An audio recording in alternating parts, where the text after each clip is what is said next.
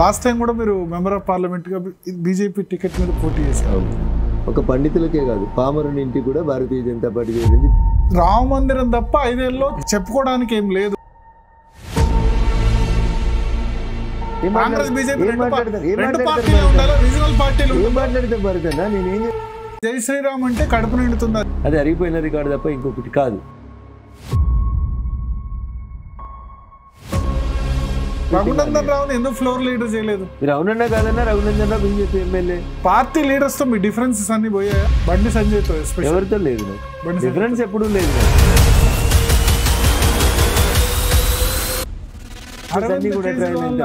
ఏం సాధించారు? కుక్క కాడుకు చెప్పుకోమనేటోళ్ళు ఎక్కువ మంది ఉంటారండి. కానీ మీరు చాలాసార్లు చెప్పారు కేసీఆర్ మీ గురువు అని చెప్పి. మీరు ఒకదానికి లింక్ పెట్టకండి. కవిత కన్విక్ట్ అవుతుందా? ఇది కూడా వాషింగ్ పౌడర్ నిర్మా అవుతుందా? రోజు పొద్దుగల స్క్రీన్ పెట్టి ఇట్లా చెప్పారు నీలాంటి journalist. BJP alliance partners ED CBI మీ దగ్గర సబ్జెక్ట్ లేదు, మీకేం చెప్పాలో తెలుస్తలేదు. అయోధ్యలో రామాలయం డొనేషన్స్ పబ్లిక్ దగ్గర వసూలు చేశారు. యాదగిరి గుట్ట కట్టమని ఎవరైనా కేసీఆర్ గారు దరఖాస్తు ఇచ్చినారా? హరీష్ రావు హనుమాన్ చాలీసా కూడా చదివి వినిపించారు. చదివినట్టు హనుమాన్ చాలీసా చదువుతారా బీజేపీ నేతలు? రామ మందిరాన్ని అయోధ్య యాదాద్రి గుడితో పోల్చడం అనేది హరీష్ రావు గారి మూర్ఖత్వం. కవిత ఫోన్ ట్యాపింగ్ కూడా జరిగిందా? భరత్ గారు అందరూ మాట్లాడతారు వారి ఛానల్లో కూర్చొని. రఘునందన్ రావు దగ్గర డబ్బులు లేవా? ఒక వ్యాపారం చేసుకున్న డబ్బు లేదు. పరస్పర డిఫరెంట్ స్టేట్మెంట్ ఇస్తున్నారు. అరే నాకు తెలియదు, చెప్పు మీరు రాసి మాట్లాడమని. ఒక ఫార్స్ ఎలక్షన్ అంటారు. మీరెవరు అడగడానికి? ఈ గవర్నమెంట్ స్థిరంగా ఉంటుందా, ఉండనిస్తుందా బీజేపీ? నువ్వు గేట్లు తీస్తే ఈ 65 ఎవరైనా బయటకు వస్తే నేనేం చేయలేనన్నా. ఫోన్ ట్యాపింగ్ కి సంబంధించి దీనిలో శిక్ష పడేంత వరకు వెళ్తుందా? ఎకనామిక్ అఫెన్సెస్లలో మీరుంటే ఏ కేసు కూడా డ్రాప్ కాదు.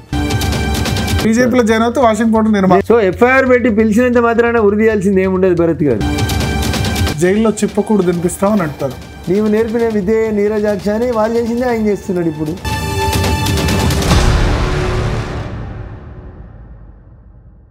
Welcome to big debate with Bharat. ఇవాళ బిగ్ డిబేట్లో మనతో పాటు ఉన్నారు గొప్ప ఆరేటర్, అదేవిధంగా అడ్వకేట్, పరిచయం అవసరం లేని వ్యక్తి, మెదక్ బీజేపీ పార్లమెంట్ అభ్యర్థిగా పోటీ చేస్తున్న రఘునందన్ రావు గారు.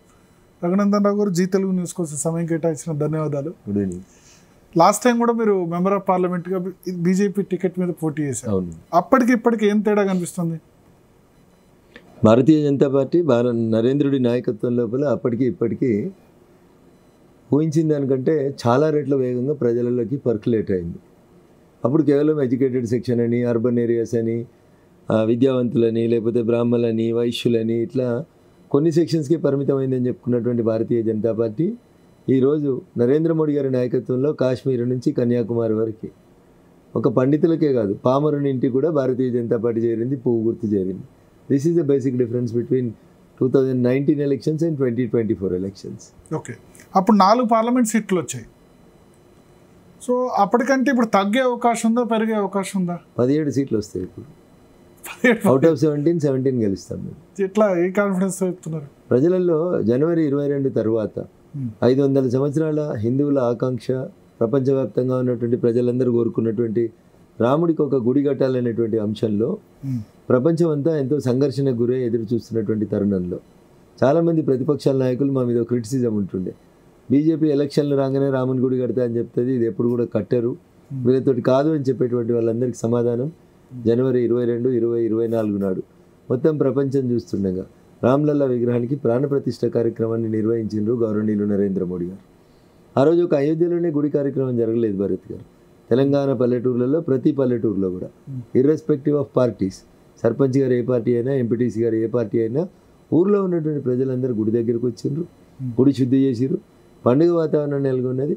ఊర్లన్నీ జై శ్రీరామ్ నినాదంతో మారుమోగినాయి తప్ప ఇంకొక మాట లేదు అప్పుడు. సో అందుకంటే గొప్పగా ప్రజల నుంచి వచ్చినటువంటి రెస్పాన్స్ ఏముంటుంది చెప్పండి. అంటే రామ మందిరం తప్ప 5 ఏళ్ళలో చేయడానికి చెప్పుకోవడానికి ఏం లేదు, అందుకనే దీన్నే ప్రముఖంగా వాడుతున్నారని ఆపోజిషన్ అంటుంది. ఏమంటారు? ఇంత దుర్మార్గంగా మాట్లాడితే ఏం చేస్తాం sir? First Bharatiya Janata party Jan Sangh పుట్టినప్పుడు మేము చెప్పిన మాట అంత్యోదయ అని చెప్పింది. Poorest of the poor should be served first అని చెప్పింది. మేము కట్టిన ఇండ్ల సంఖ్య ఎంతో చెప్పారు. ప్రధానమంత్రి ఆవాస్ యోజన కింద కట్టిన ఇండ్ల సంఖ్య తీయండి, సుమారు 22 కోట్ల మందికి ఇల్లు కట్టించినాం. దాదాపు 40 కోట్ల మందికి టాయిలెట్ లేకపోతే టాయిలెట్లు కట్టించినాం. ఇవన్నీ ప్రచారంలో చెప్పట్లేదు. ఎందుకు చెప్పట్లేదు? మెయిన్గా ప్రతిరోజు చెప్తున్నాం సార్, ప్రతిరోజు చెప్తున్నాం. పేద తల్లి వ్యవసాయం పొలం పనులకు ఇంటికి వస్తూ 4 కట్టెలు ఏరుకొని వచ్చి రాళ్ళు పెట్టుకొని పొగ పీల్చుకొని అవస్థ పడుతుంటే ఉజ్వల సిలిండర్లు ఇచ్చినాం కోట్లాది మందికి. ఇవేం చెప్పుకుంటలేమా? బాత్రూమ్లు ఇచ్చినామని చెప్తలేమా? సీసీ రోడ్లు ఇచ్చినామని చెప్తలేమా? గ్రామ పంచాయతీలు జీవించడానికి కావాల్సినటువంటి నిధులన్నీ 14th finance 15th finance commission నుంచి వచ్చినాయి తప్ప రాష్ట్ర ప్రభుత్వాలు ఎక్కడ ఆదుకోలేదు కదా వాళ్ళని. అయోధ్యలో టెంపుల్ గురించి వద్దాం. టీఆర్ఎస్ ప్రధానంగా హరీష్ రావు ఏమంటానంటే మేము కూడా యాదాద్రి టెంపుల్ కట్టాం, దాని గురించి మేము చెప్పుకోలేదు కదా, ఇంతకంటే ప్రభుత్వ నిధులతో కట్టాం. అయోధ్యలో రామాలయం డొనేషన్స్ పబ్లిక్ దగ్గర వసూలు చేశారు, ప్రభుత్వ నిధులతో యాదాద్రి టెంపుల్ కట్టాం, మేము ఇట్లా చెప్పుకోలేదు కదా, చెప్పాల్సిన అవసరం ఏంది? మతానికి రాజకీయాన్ని ముడిపెట్టడం ఏంటి అంటున్నారు. మాకంటే ఎక్కువ హిందువులు ఎవరు లేరు, మేమే యాదాద్రి కట్టినాం, ఇట్లాంటి స్టేట్మెంట్లు ఇస్తున్నారు హరీష్ రావు గారు. వరంగల్ జిల్లాలో సత్యనారాయణ అనేటువంటి ఒక పూజారిని చంపిన రోజు మాట్లాడి ఉంటే ప్రజలు వీళ్ళు హిందువులని భావించారు. హరీష్ రావు హనుమాన్ చాలీసా కూడా చదివి వినిపించారు. చదివినట్టు హనుమాన్ చాలీసా చదువుతారా? బీజేపీ నేతలు ఛాలెంజ్ చేశారు. భరతన్ అక్కడికే వస్తుంది. మీడియా ముందు షో ఆఫ్ చేసుకోవడానికి 4 లైన్లు నేర్చుకొని వచ్చి అప్పటికప్పుడు డ్రామా కంపెనీ వేయాల్సిన అవసరం లేదు. నేను అడిగిన 4 ప్రశ్నలు తెల్లారే ప్రెస్ మీట్ పెట్టి అడిగిన. ఒకటి, అదే వరంగల్లో పూజారి సత్యనారాయణ గారు హత్య జరిగింది, పోయింది హరీష్ రావు? ఆ రోజు అధికారంలో ఎవరున్నారు? బైన్సాలో సంక్రాంతి పండుగ సందర్భంగా జరిగినటువంటి మత కల్లోల ఘర్షణాలలో హిందువులు సంక్రాంతి పండుగ చేసుకున్న అప్పాల మీద నేచురల్ కాల్స్ని అటెండ్ చేసి విధ్వంసం సృష్టిస్తే ఒక్కసారైనా హరీష్ రావు గారు కానీ వారి క్యాబినెట్ మంత్రులు కానీ పోయినరా? ఇప్పుడు కదా నువ్వు పోవాల్సింది, ప్రజలకు కష్టం వచ్చినప్పుడు కదా నువ్వు నిలబడాల్సింది. అప్పుడు ఎప్పుడు నిలబడకుండా మీడియా ముందుకు వచ్చేది మంత్రాలు చదివి నేను హనుమాన్ చాలీసా 4 గీతలు చదివిపోతున్నా అంటే ఇది ఎక్కడ న్యాయం అవుతుందన్న? యాదాద్రి టెంపుల్ కట్టిరు, ప్రతి ఎమ్మెల్యేని కిలో బంగారం తీసుకురమ్మన్నారు కదా మీరు. ప్రభుత్వ నిధులతోటి కట్టినామని చెప్పి ప్రతి ఎమ్మెల్యేని మీరు కిలో బంగారం తీసుకొచ్చి ఆడబెట్టారు, బంగారం తాపడం పెడతామని చెప్పారు. ప్రజలు యాదాద్రి గుట్టను కూలగొట్టి కొత్త గుడి కట్టమని చెప్పలేదు ప్రజలు. రామ మందిరాన్ని యాదాద్రి గుడితోటి పోల్చడం అనేదే హరీష్ రావు గారి మూర్ఖత్వం. మీరు ఎందుకు కట్టిరు? ఆ శిలల మీద మీ శిల్పాలు ఎందుకు చెప్పుకున్నారు నేను అడగదలుచుకోలేదు. గుడి కట్టినారు, అంతవరకు మిమ్మల్ని అభినందిస్తాం. Leave that topic. దాన్ని దీంతో ఎందుకు కంపేర్ చేస్తారు? అయోధ్య ఒక చారిత్రాత్మకమైనటువంటి అవసరం, అది దేశం కాదు ప్రపంచంలో ఉన్న హిందూ బంధువులందరూ కోరిన కోరిక అది. దాన్ని ఆ హర్డిల్ని క్రాస్ చేయడానికి ఎన్ని ఇబ్బందులు. కేటీఆర్ కూడా కామెంట్ చేస్తారు, శ్రీరాముడిని పూజిస్తాం బట్ బీజేపీ చేసేది కరెక్ట్ కాదు. రాముని పేరు పెట్టుకొని, రాముని పేరు కేటీఆర్ అంటేనే అందులో రామారావు అనే పేరు పెట్టుకున్నటువంటి ఆయన కూడా జై శ్రీరామ్ అంటే కడుపు నిండుతుందా, లేకపోతే రాముని పేరు మీద నడుస్తుందా? మరి రాముని పేరు మీద నడినప్పుడు మీ నాయన యజ్ఞాలు యాగాలు ఎందుకు చేస్తున్నాడు? మీ నాయన మళ్ళీ యాదాద్రి గుడి ఎందుకు కట్టిండు 1200 కోట్లతోటి? ఇట్లా హరీష్ గారు ఒకటి, కేటీఆర్ గారు ఒకటి ఎందుకు మాట్లాడుతూ ఉన్నారు? ప్రజల సెంటిమెంట్ని మీరు వ్యతిరేకించి మాట్లాడమే మీరు చేస్తున్నటువంటి తప్పు. కరీంనగర్ పోయి కేసీఆర్ గారు హిందువులు బంధువులు అన్నప్పుడు ఆ రోజు ఎందుకు ఖండించలేదు మరి హరీష్ గారు? మా మాట అనొద్దు, మనం కూడా హిందువులమే కదా అనేటువంటి మాట ఆ రోజు ఎందుకు రాలేదు హరీష్ గారి నోట్లోంచి? ఇవన్నీ ప్రజలు గమనిస్తూ ఉన్నారు. అధికారంలో వాళ్ళనే జై శ్రీరామ్ అంటే కడుపు నిండుతుందా, జై శ్రీరామ్ అంటే ఉద్యోగాలు వస్తాయా, ఇవి కదా వాళ్ళు చెప్పాల్సిందే అంటున్నారు. మరి జై కేటీఆర్ అంటే ఉద్యోగం వస్తుందా, జై కేసీఆర్ అంటే ఉద్యోగాలు ఇచ్చిర్రా? మీరు 10 ఏళ్ళు మీరు ఏం చేయలేదనే కదా మిమ్మల్ని ప్రజలు ఇంటికి పంపించిండ్రు. రామరాజ్యం అనేది ఒక డిఫరెంట్ ఆస్పెక్ట్, దాని గురించి మాట్లాడడం అనేది వాళ్ళ మూర్ఖత్వం. దానిలోంచి పోతే వాళ్ళే నష్టపోతున్నారు తప్ప ఇంకొకటి కాదు. అది ప్రజల ఆకాంక్ష. యాదగిరిగుట్ట కట్టమని ఎవరైనా కేసీఆర్ గారికి దరఖాస్తు ఇచ్చినారా? ప్రజలు అడిగినారా? మీరు మీ పేరు అట్లా ఉండాలి, శిలల మీద మీ శిల్పాలు ఉండాలని మీరు మీ షోక్ కోసం కట్టుకున్నారు. తప్పు పడుతున్నారు మీరు. యజ్ఞాలు చేయడాన్ని లేకపోతే తప్పు పట్టాను, యాదాద్రి నిర్మాణాన్ని నేను తప్పు పట్టాను, కానీ ఆ శిలల మీద మీ శిల్పాలు చెక్కుకోవడానికి తప్పు పడతాను. దాని పేరు మీద మీరు ఇలా 500 రూపాయలు పార్కింగ్ తీసుకుంటారు. భరత్ గారు కారు కొండ మీద పోతే, ఒక 4-వీలర్ కొండ మీద పోతే 500 పార్కింగ్ తీసుకుంటారు. ఏం కట్టిరు మరి? ఎవరికి ఉపయోగపడుతుంది అది? పేదోడు ఎట్లా పోయి మొక్కోవాలి? అయోధ్యలో అట్లా రూపాయి తీసుకుంటలేరు కదా మరి. This is the difference. ఈ దేశంలో ఉన్నటువంటి ప్రజలు వాలంటరీగా వాళ్ళే డబ్బులు ఇచ్చి ఆఖరికి ఆ ట్రస్ట్ ఒకరోజు ఇక మాకు విరాళాలు వద్దు, ఇప్పటికే విరాళాలు ఎక్కువ వచ్చినాయని చెప్పి దండం పెట్టి చెప్పే పరిస్థితి వచ్చిందంటే that is the involvement of the public. ఇక్కడేముందన్న ఎమ్మెల్యేలని అందరిని పిలిచి మీరు మనిషి కిలో బంగారం తీసుకురాని బంగారం తాపడం పెడతామని మాట్లాడిన మీరు. బట్ మిగతా రోడ్స్ కానీ అవి కానీ 1300 కోట్లు 1500 కోట్లు గవర్నమెంట్ ట్రెజరీ నుంచి ఖర్చు పెట్టారు. సరే, గుడి కట్టడాన్ని అడిగినట్టున్నారు. గుడి కట్టడాన్ని ఎవరో అభ్యంతర పెట్టాల్సినటువంటి అవసరం లేదు.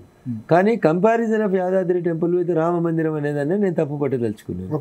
అంతవరకు నేను కన్ఫైన్ అవ్వదు. రామ మందిరం కాకుండా ఇంకా ఇష్యూస్ ప్రధానంగా తీసుకుపోతారు. ఇప్పుడు ఈ దేశానికి స్వతంత్రం వచ్చిన తొలి రోజులలో ఈ దేశ ప్రధానిగా జవహర్లాల్ నెహ్రూ గారు ఉన్నప్పుడు వారి క్యాబినెట్లో జాయిన్ అయినటువంటి శ్యామాప్రసాద్ ముఖర్జీ గారు one nation one flag one constitution one prime minister అనేటువంటి నినాదంతో ఏక్ దేశ్ మే దో జెండా నై చలేగా అని కేంద్రంలో క్యాబినెట్లో మంత్రిగా ఉండి వారు జమ్మూ కాశ్మీర్కు నడుచుకుంటూ పోయి అక్కడికి ప్రమాదవశాత్తు జైలు లోపల మరణించిన సంఘటన. ఆ రోజు వారు ఏమడిగినారు? జమ్మూ కాశ్మీర్ని ఈ దేశంలో అంతర్భాగం చేయమని కోరుకున్నారు. ఆర్టికల్ 370 అనే ప్రత్యేక ప్రతిపత్తి వద్దని చెప్పి నై చలేగా అన్నారు. దాన్ని రద్దు చేయడానికి ఎంత సమయం పట్టింది? ఎవరు రద్దు చేసిండ్రు? నరేంద్ర మోడీ గారి నాయకత్వంలోనే మళ్ళీ రద్దు చేయడం జరిగింది. ఇవన్నీ జమ్మూ కాశ్మీర్ ఈరోజు ఎంత వేగంగా అభివృద్ధి చెందుతుంది, జమ్మూ కాశ్మీర్ ఎంత గొప్ప టూరిస్ట్ ప్లేస్గా అభివృద్ధి చెందుతుంది, జమ్మూ కాశ్మీర్ లోపల తుపాకుల చప్పుడు బంద్ అయిపోయి ప్రజలు ప్రశాంత వాతావరణంలో ఎట్లా ఉండగలుగుతున్నారు? ఇది కాదా అచీవ్మెంట్ అనేది? ఇది కాదా మెదక్ పార్లమెంట్ వాళ్ళు ఎందుకు ఓటేయాలి? మెదక్ పార్లమెంట్కు ప్రత్యేకంగా మీరు చేసింది ఏంటి? So Bharatiya Janata party MP అభ్యర్థి లేకపోయినప్పటికీ కూడా 4 దశాబ్దాల క్రితం ఎప్పుడో గెలిచినటువంటి నాయకులందరూ చెప్పిండ్రు మెదక్ ఒక రైలు ఇస్తామని. 1980 నుంచి there is a demand of train for Medak.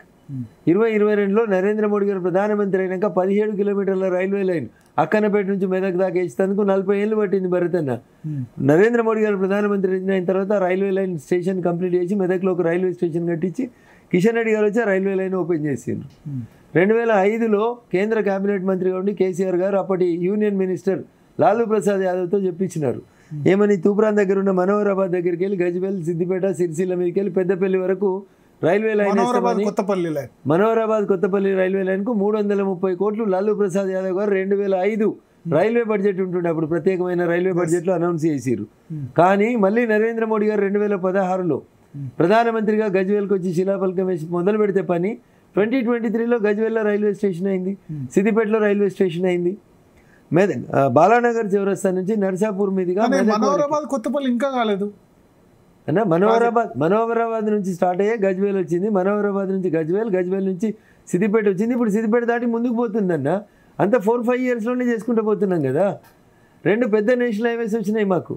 765D అని బాలానగర్ నర్సాపూర్ నుంచి మెదక్ దాకా వచ్చింది. ఇవన్నీ మేము చేసామని హరీష్ రావు కొత్త ప్రభాకర్ రెడ్డి అంటారు అన్న. రైలు కొత్త ప్రభాకర్ రెడ్డి ఒక మాట చెప్పు, రైలు ఎవరేస్తారు? కొత్త కాస్ట్ షేరింగ్ రాష్ట్ర ప్రభుత్వం ఒప్పించామంటారు. కొత్త ప్రభాకర్. మరి అట్లయితే 2005లో కేసీఆర్ గారు కేంద్ర మంత్రిగా ఉన్నప్పుడు మంజూరైన రైల్వే లైన్ 2016 నరేంద్ర మోడీ గారు వచ్చేదాకా 11 ఏళ్ళు ఎందుకు ఒక ఇంచు మందికి ముందుకు పోలేదన్న. మరి అప్పుడు కేసీఆర్ గారు ఒకసారి ఎంపీ, అప్పుడు విజయశాంతి గారు ఒకసారి ఎంపీ, మరి ఎందుకు కాలేదన్న? అప్పుడు ఆ 11 ఏళ్ళు కూడా కావాలి కదా. మరి వీళ్ళు కొట్లాడి తెచ్చి ఉంటే రైళ్లు మేము ఇస్తే మేము కొట్లాడి తెచ్చినామంటారు, నేషనల్ హైవేలు మేము ఇస్తే మేము కొట్లాడి తెచ్చినామంటారు. గడ్కరీతో మాట్లాడి మేము తెచ్చామంటున్నారు. మరి అంతకంటే ముందు ఎందుకు రాలేదు? మేము మీలాగా మా పార్టీలకు వస్తేనే పైసలు ఇస్తామని మేము ఎక్కడ ఆపలేదు. ఏ పార్టీ వాళ్ళు ఉన్నా మేము అభివృద్ధి చెందాలనుకున్నాం. మెదక్లో అభివృద్ధి కార్యక్రమాలు జరగాలనుకున్నాం. మొన్న కదా నేను గెలిచిన తర్వాత 765DG మెదక్ నుంచి రామాయంపేట నుంచి దుబ్బాక నుంచి సిద్దిపేట నుంచి ఎల్కతుర్తి దాకా ఇంకొక నేషనల్ హైవే వచ్చింది కదా. నితిన్ గడ్కరీ గారే మంజూరు చేసిరు కదా. 1600 కోట్లతో నరేంద్ర మోడీ గారు కదా మొన్న శిలాఫలకం వేసింది. మరి మా పార్టీ ఎమ్మెల్యేలు లేరు, ఎంపీలు లేరని మేము పనులు ఆపలేదు కదా. ఇట్లా చెప్పుకుంటూ పోవాలంటే మెదక్ పార్లమెంట్కి సిద్దిపేట ఈ 765DG పోతే బిహెచ్ఎల్ చౌరస్తా అని మాకు మెదక్ ముఖ చిత్రం ఉంటుంది. దాదాపు 1000 కోట్లు పెట్టి ఇప్పుడు అక్కడ 6 లైన్ రోడ్ ఇస్తూ ఉన్నాం సంగారెడ్డి చౌరస్తా దాకా, అక్కడ ఉన్నటువంటి ట్రాఫిక్ని దృష్టిలో పెట్టుకొని. ఇటుపోతే మీకు సుచిత్ర దగ్గర నుంచి అక్కడ కాళ్ళకల్ అనేటువంటి ఒక విలేజ్ వస్తుంది మా మెదక్ జిల్లాలో, తూప్రాన్ మండలం. కాళ్ళకల్ వరకు దాకా ఇప్పుడు రోడ్ మళ్ళీ 6 లైన్ రోడ్ అవుతుంది, ఒక పెద్ద ఫ్లైఓవర్ అవుతా ఉంది ట్రాఫిక్ జామ్ దృష్టిలో పెట్టుకొని. అదొక 1000 కోట్లు పెట్టి ఇచ్చినారు. ఇవి మీరు తెచ్చుడైంది, మీరు కట్టినవి కాదు కదా. ఇవి మేము కదా, కేంద్ర ప్రభుత్వం కదా నిధులు ఇచ్చి చేస్తూ ఉంది. మంచి జరిగితే వాళ్ళు తెచ్చినామని చెప్పి ఇచ్చేసుకుంటారు, చెడు జరిగితే ఎట్లా? హార్టికల్చర్ యూనివర్సిటీ వచ్చింది, ములుగులో పెట్టుకున్నారు ముఖ్యమంత్రి గారి నియోజకవర్గంలో. ఇచ్చింది ఎవరు? కేంద్రం. పైసలు ఇచ్చింది ఎవరు?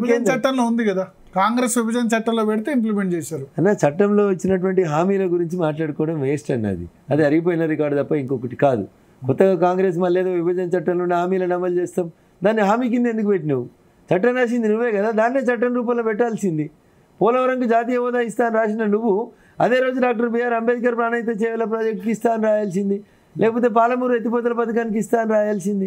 ఇవేమో హామీలు అయినాయి, అవేమో చట్టంలో బిల్లు రూపం లోపల వచ్చినాయి. So this is the difference. ఇప్పుడు మీ ప్రధాన ప్రత్యర్థి ఎవరు మెదక్ పార్లమెంట్లో కానీ లేదా రాష్ట్రంలో కానీ? సో బీఆర్ఎస్ అనేటువంటి పార్టీ డిసెంబర్ 3 ఎన్నికల ఫలితాల తర్వాత they lost their local standing in Telangana.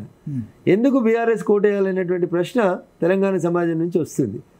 10 సంవత్సరాలు మీరు అధికారంలో ఉన్న తర్వాత ఇప్పుడు జరుగుతున్నటువంటి పార్లమెంట్ ఎన్నికలకి ఇంకా మీకు అభ్యర్థులు దొరకక ఇంకా మీరు అభ్యర్థులకి టికెట్లు కొన్ని చోట్ల అమ్ముకుంటూ పక్క జిల్లాలో తెచ్చి పెడుతుంటే ఎందుకు వేయాలి అసలు మీకు సీటు?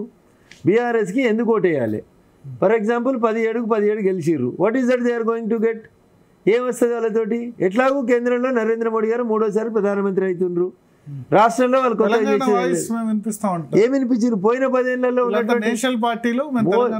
పోయిన 10 సంవత్సరాల్లో మీరు పంపించిన ఎంపీలు వాళ్ళ వ్యాపార సామ్రాజ్యాన్ని విస్తరించుకోవడానికి ఉపయోగించుకున్నారు తప్ప ఏ ఎంపీ అన్నా 10 పైసలు పనిచేసింది చెప్పుండ్రి, 10 సార్లు వేసి పార్లమెంట్లో మాట్లాడింది చెప్పుండ్రి. ఏంది వాయిస్ ఆఫ్ తెలంగాణ? బీజేపీ కంటే టీఆర్ఎస్ ఎంపీలే వేసామంటారు అయినా మాట్లాడడానికి ఏదైనా మాట్లాడతారు వాళ్ళు. కేసీఆర్ గారు అటెండెన్స్ ఎంతనో మీకు తెలుసు.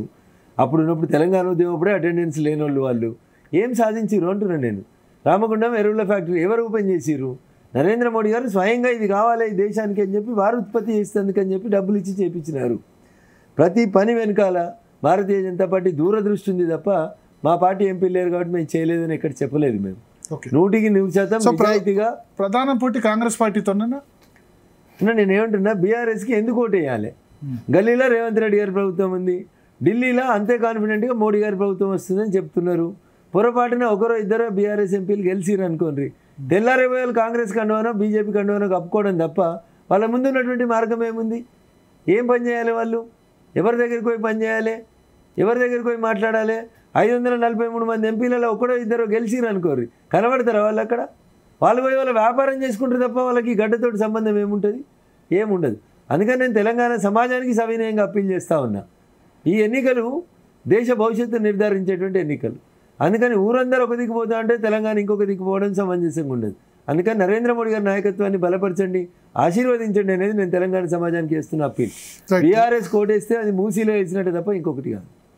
మూసీలో వేసినట్టు ఎందుకు ఉపయోగపడుతుంది చెప్పు మీరు? మరి అసెంబ్లీ ఎన్నికల్లో కూడా బీజేపీని అట్లే అనుకోవచ్చు కదా ఇర్రెలవెంట్ అని. బీజేపీ ఇర్రెలవెంట్ ఎప్పుడు కాదు. బీజేపీ దేశవ్యాప్తంగా ప్రతి ఎన్నికలలో ప్రధానంగా బీఆర్ఎస్ కాంగ్రెస్ మధ్య ఉంది కాబట్టి బీజేపీ ఇక్కడ స్టేక్ లేదు, లోకల్ స్టాండ్ లేదని వాళ్ళంటే లేదు. అప్పుడు కూడా జరిగింది చెప్తా ఉన్నాం మేము. బీఆర్ఎస్ని ప్రజలు వద్దనుకున్నారు. ఆల్టర్నేట్గా భారతీయ జనతా పార్టీ ఎదిగి వచ్చింది. కానీ చివరి నిమిషంలో జరిగినటువంటి కొన్ని మీడియా స్పెక్యులేషన్స్ కానివ్వండి, ఇతర కారణాల వల్ల కానివ్వండి, we last the ground. BJP ఎప్పుడు ఏ రాష్ట్రంలో కూడా ఇర్రెలవెంట్ కాదు. ఎప్పటికైనా ఏ రాష్ట్రంలో అయినా బీజేపీ జరిగిన పరిణామాలకు ఎవరు కారణం? లాస్ట్ 6 months లో. సో దాంట్లో కర్ణుని కారణానికి 100 చావులు ఉంటాయి అన్నట్టు అన్న కొన్ని అంతర్గతంగా చర్చించుకునేవి ఉంటాయి, కొన్ని బహిరంగంగా చర్చించుకునేవి ఉంటాయి. So I cannot discuss everything. Raghunandan రావుని ఎందుకు ఫ్లోర్ లీడర్ చేయలేదు లాస్ట్ 2-3 years? అంటే ఖాళీ ఉంది పోస్ట్. అయితే రాజా సింగ్ సస్పెండ్ అయిన తర్వాత కొన్నిసార్లు పార్టీ తీసుకునేటువంటి కొన్ని నిర్ణయాలు పార్టీ లార్జర్ ఇంట్రెస్ట్లో తీసుకునే నిర్ణయాలుగా గమనంలోకి తీసుకోవాలి. వ్యక్తిగత ప్రయోజనాల కంటే పార్టీ ప్రయోజనం ఇంపార్టెంట్గా పనిచేసేటువంటి పార్టీ కార్యకర్తలు మేము. కాబట్టి కొన్ని సందర్భాల్లో చేసుంటే తేడా ఉండేది అనుకుంటున్నారా? రఘునందన్ రావు కనుక ఆ టైంలో ఫ్లోర్ లీడర్గా చేసుంటే కొంత రాష్ట్రంలో బీజేపీ స్థితి వేరుగా ఉండేది అనుకుంటారా? అంత ఎక్స్పోజర్ రావడానికి వ్యక్తిగా రఘునందన్ రావుకు ఉపయోగపడుతుంది. అసెంబ్లీ నడిచినప్పుడు ఫ్లోర్ లీడర్గా ఉంటే మాట్లాడడానికి, పార్టీని రిప్రజెంట్ చేయడానికి కొంతవరకు ఉపయోగపడేది. No doubt floor leader is floor leader, ఉపయోగపడేది, దాంట్లో ఏం డౌట్ లేదు. పార్టీ కూడా ఉపయోగపడేది 100%. రఘునందన్ రావు మాట్లాడిందంటే పార్టీ గురించే కదా. రఘునందన్ రావు ఇండివిజువల్ కోసం మాట్లాడాడు కదా. మీరు అవునన్నా కాదన్నా Raghunandan Rao BJP MLA. Floor leader ఉన్నా లేకున్నా రఘునందన్ రావు అసెంబ్లీలో మాట్లాడితే on behalf of Bharatiya Janata party మాట్లాడతాడు.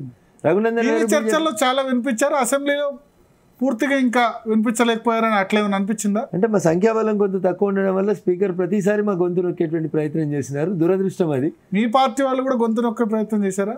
అక్కడ మాట్లాడించాల్సింది స్పీకర్ గారు కదా, మా పార్టీ వాళ్ళు కాదు కదా. ఫ్లోర్ లీడర్ అక్కడ కుర్చీలో కూర్చునే స్పీకర్, నిర్ణయం తీసుకునే స్పీకర్, సమయం ఇచ్చేది స్పీకర్, ఆయన ఇచ్చి ఉంటే మా పార్టీ వాళ్ళు వద్దని ఎందుకనే ఫ్లోర్ లీడర్ అనౌన్స్ చేయకుండా. దానికి due to various reasons it has gone like that. అయిపోయిన అసెంబ్లీ కదన్న, దాని గురించి ఏం మాట్లాడుకుంటే ఏమొస్తుంది? ఓకే, పార్టీ లీడర్స్తో మీ డిఫరెన్సెస్ అన్ని పోయాయా? అసలు ఉంటాయి కదా డిఫరెన్సెస్. బండి సంజయ్తో ఎవరితో లేదు నాకు డిఫరెన్స్, ఎప్పుడూ లేదు నాకు. ఏదైనా అంశం మీద వచ్చినప్పుడు అభిప్రాయ భేదాలు ఉంటాయి, సహజం అన్నది. మీరు ఒక అభిప్రాయం చెప్తారు, నేను ఒక అభిప్రాయం చెప్తాను. నాకు గుర్తుంది బండి సంజయ్ స్టేట్ ప్రెసిడెంట్ అయినప్పుడు ఫస్ట్ ఎయిర్పోర్ట్కి వెళ్ళి వెల్కమ్ చేసింది నేను. ఇద్దరం స్పోక్స్ పర్సన్స్ గా కలిసి పనిచేసినాం. బండి సంజయ్ గారు అప్పుడు స్పోక్స్ పర్సన్ ఉన్నప్పుడు వారికి కొంచెం ఇబ్బంది కలిగి వారి పార్టీకి రిజైన్ చేసి వెళ్ళిపోతే పోవద్దన్నా మనం అంతా కలిసి పనిచేయాలని మాట్లాడుకున్న వాళ్ళం. మాకు ఎక్కడ కూడా డిఫరెన్స్ ఆఫ్ ఒపీనియన్స్ లేవు. మీడియా సృష్టి అది, మీడియా సృష్టి, నాకేం లేదు అందులో. అట్లాంటి నినాకమన్న కూడా నేను పోయి సంజయ్ గారితో పాటు వారు చేస్తున్నటువంటి గ్రామాల్లో చేస్తున్న పాదయాత్రలు కూడా పాల్గొని వచ్చినాం. So there is no difference. MP candidate గా డిక్లేర్ అయినప్పుడు అది సో డిక్లేర్ అయిన తర్వాత వారు పిలిచినారు, వారు పిలిచినప్పుడు పోయినాము. అంతకుముందు కూడా కరీంనగర్ పోయినాము. వారు పిలిచిన పలు సందర్భాల్లో మిమ్మల్ని ఆపోజ్ చేశారా ఎంపీ క్యాండిడేట్ గా? ఫస్ట్ లిస్ట్ లో అనౌన్స్ కాలేదు రఘునందన్, అందరిది అనౌన్స్ అయింది కానీ అందరి delay అయింది. ఎందుకు? డీకేఆర్ నగర్ది కూడా కాలేదు కదా. వారు all India party vice president గారు. కాంపిటీషన్ ఎక్కువ ఉన్నప్పుడు కొంచెం టైం పడుతుంది. మెదక్లో పెద్ద పోటీ లేకున్నా సరే బయట వాళ్ళని తెచ్చే ప్రయత్నం చేశారు. లేదు. ఇప్పుడున్న రంజిత్ రెడ్డి మెదక్ అడిగారు. సో రకరకాల వ్యక్తులు టికెట్లు అడుగుతారన్న. టికెట్లు అడగడానికి ఎట్లా తప్పు పడుతుంది? రంజిత్ రెడ్డి పార్టీ నేతలు అడిగారు అన్నారు. సరే, అది ఎంతవరకు నిజమో ఎంతవరకు నిజం కదా మీరు కూడా చూసిర్రు. అది అట్లా ఉండదని నేను అనుకోను. ఓకే, సో ఇప్పుడు బండి సంజయ్తో డిఫరెన్స్ ఏం లేవు నాకు. ఎవరితో డిఫరెన్సెస్ క్లియర్గా ఎవరితో లేవు. నాకు మా పార్టీలో ఎవరితో విభేదాలు లేవు. ఎప్పుడైనా ఏదైనా అంశం చర్చకు పెట్టినప్పుడు దాంట్లో నా అభిప్రాయం నేను చెప్తాను. అది ఎదురుగున్న వాళ్ళకి నచ్చింది నచ్చలేదు, that is secondary opinion. But నేను ఎప్పుడైనా ఎవరితో లక్ష్మణ్ గారితో కలిసి పనిచేసిన, సంజయ్ గారితో కలిసి పనిచేసిన, కిషన్ రెడ్డి గారితో కలిసి పనిచేస్తా ఉన్నాను. ఇంకా దాంట్లో డిఫరెన్స్ ఆఫ్ ఒపీనియన్. పార్టీలో అంటే మీరు జాయిన్ అయ్యి కూడా ఇప్పుడు 2013 ఐ థింక్ 11 సంవత్సరాలు అయింది. ఎందుకు ఇంకా అవుట్ సైడర్ గానే చూస్తున్నారు? ఎవరిని చూడరు. పార్టీ కండువా వేసిన మరుక్షణం ఆయన భారతీయ జనతా పార్టీ నాయకుడు అంతే. ఇంకా మీరు నిన్నొచ్చిరు, మొన్నొచ్చిరు, మీరు కాంగ్రెస్కి వెళ్ళొచ్చిరు, నిజంగా అట్లా లేదా? ఏముండదు. అంటే కొత్తగా వచ్చిన వాళ్ళు అట్లా ఫీల్ అవుతున్నారు ఎవరన్నా ఇన్సెక్యూర్ కానీ అట్లా ఎక్కడ లేదు. ఓకే, సో ఈరోజు కండువా కప్పితే మీరు ఈ రోజు నుంచి ఈ నిమిషం నుంచి భారతీయ జనతా పార్టీ నాయకుడు. ఈయన కల్ తగ్గ కాంగ్రెస్ మీద తాను ఎట్లా అంటారు మీరు?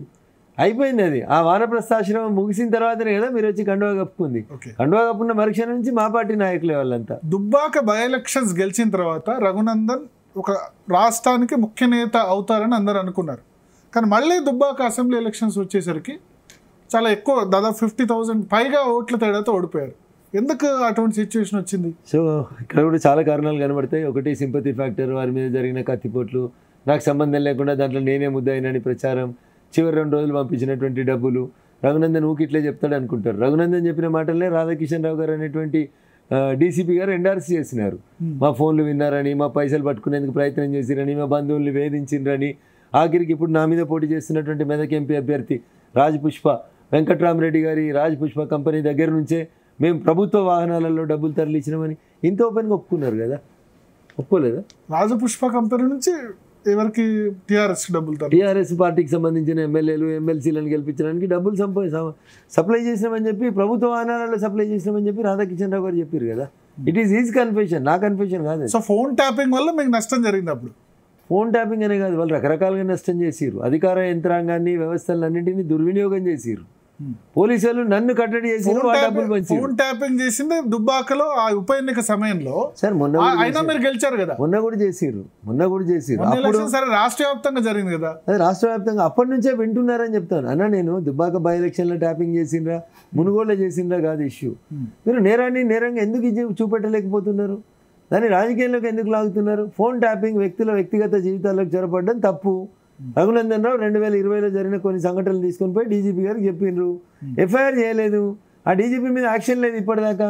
ఎట్లా భారతి గారికి అట్లంటే ఆ చిన్న జరుగుతుందా ఈ ఫోన్ ట్యాపింగ్ సంబంధించి ఇన్వెస్టిగేషన్? వాళ్ళకి నచ్చని వాళ్ళు సొంత పార్టీ వాళ్ళ మీద కూడా చేసుకున్నారు. వాళ్ళు బిడ్డ మీద చేసిరు, అల్లుని మీద చేసిరు, ఇంకో అల్లుని మీద చేసిరు. సొంత పార్టీ వాళ్ళని కూడా కట్టడి చేసుకోవడానికి చేసుకున్నారు. కవిత ఫోన్ ట్యాపింగ్ కూడా జరిగిందా? అది జరిగిందనే కదా ఇప్పుడు ప్రపంచం అంతా చెప్పుకుంటుంది. రాధాకిషన్ రావు గారు అక్కడ కష్టాలు ఉన్న వాళ్ళు చెప్తున్నారు కదా. ఎవరెవరి ఫోన్లు ట్యాప్ అయినాయిందని ఇంకొద్ది రోజుల్లో ప్రపంచం ముందుకు వస్తాయి కదా. హరీష్ రావు కూడా ఫోన్ ట్యాపింగ్ జరిగింది. అందుకనే ఆయన 2వ సారి గెలిచినాక మంత్రి పదవి లేదు, పక్కకు పెట్టిండ్రు. ఈయనేదో వేరే వాళ్ళతో వేరు మాట్లాడిండు, గ్రూపులు కడుతుండే అనేది కదా బయట ప్రపంచంలో వినపడుతున్నటువంటి మాట.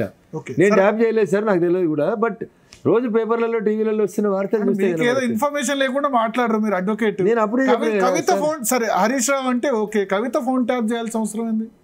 అది ఎవరికి ఉంది? సడకుని కొడుకుందా, హరీష్కుందా, రాముకుందా అనేది వాళ్ళు చెప్తారు సార్. కొద్ది రోజులు ఆగుంటారు, పూర్తి వివరాలతో అన్ని బయటకు వస్తాయి. ఆ కుటుంబంలో ఉన్న అంతర్గత తగాదాలే ఒకరి ఫోన్లో ఒకరు ట్యాప్ చేసుకోవడానికి ఉపయోగపడ్డాయి. దీన్ని పోలీసులు లీనియన్స్గా తీసుకొని వాళ్ళు ఇష్టారాజ్యంగా హీరోయిన్ల ఫోన్ లీనుడు, వ్యాపారస్తుల ఫోన్ లీనుడు, రియల్ ఎస్టేట్ వాళ్ళ ఫోన్ లీనుడు, వాళ్ళకి అవసరమైన పని వాళ్ళు చేసుకున్నారు. సో మీరు లీనియన్సీ ఇచ్చిర్రు వాళ్ళకి. ఇప్పుడు హరీష్ పక్కకు కేటీఆర్ పేరు చెప్తాడు, కేటీఆర్ పక్కకు సంతోష్ పేరు చెప్తాడు, సంతోష్ పక్కకు కవిత పేరు చెప్తుంది.